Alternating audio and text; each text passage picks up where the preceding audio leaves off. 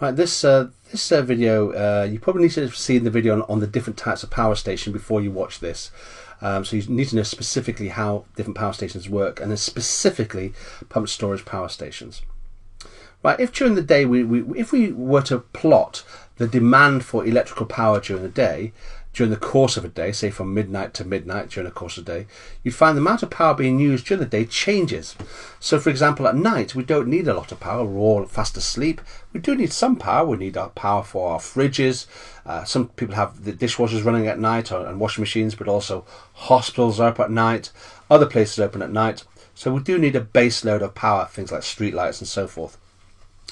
But obviously, as we begin to wake up in the morning and we think, oh, I'd like some breakfast or a cup of tea, you find that at you've got a big spike there. That's us waking up for breakfast, and the people in charge of the national grid will be trying to turn on as many power stations on as possible to meet the demand. It then drops a bit, and then at B you can see there's a spike again. That's lunchtime, and at C, which is around 6 o'clock, we're having our tea, so we've got lots of people cooking at that point then. And then if you notice, during the course of the evening, the power drops down. If you notice, I've put a spike there. That sometimes happens, sometimes doesn't. That could be the end of EastEnders, everyone getting up at the end of EastEnders, and or perhaps the end of a football match, and then everyone at that point goes, oh, let's have a cup of tea, or let's go to the toilet. And what happens when everyone turns the kettle on or turns goes to the toilet? There's a massive surge in electricity that they want, because obviously all the kettles need to start working and all the pumps pumping water into people's houses come on. And in order to deal with that, you need to have a special type of power station.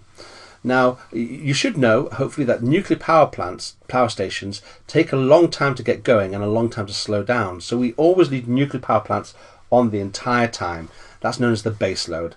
Coal power takes a long time to get going because coal is coal fires, to get them going takes a while, and you're boiling water and it takes a while to boil the water.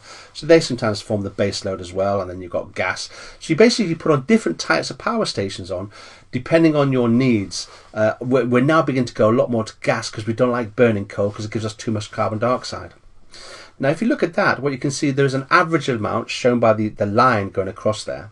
And there's periods of time, look at A and B, when we're producing more electricity than we actually need. And that electricity that we're producing that's more than we need, we can sell to other countries like France and Iceland and Ireland.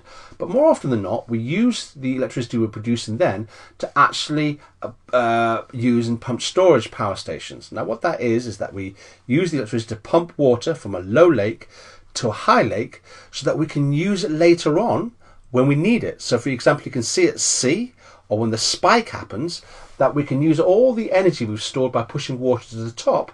We can release it now to fill up the demand at those points then. Right, obviously we use other types of energy, and we're finding now, of course, that if tidal's available, wind's available, wave available, we tend to use those because obviously they don't contribute to global warming. But sometimes there's not enough wind and we need to be using other forms. And of course we can also get electricity from overboard. Coal power stations, there's some growing use or evidence that we can actually store the carbon dioxide given off by coal power stations and gas power stations, and we can store the CO2 underground. So you need to know about carbon capture, which is basically storing carbon dioxide underground.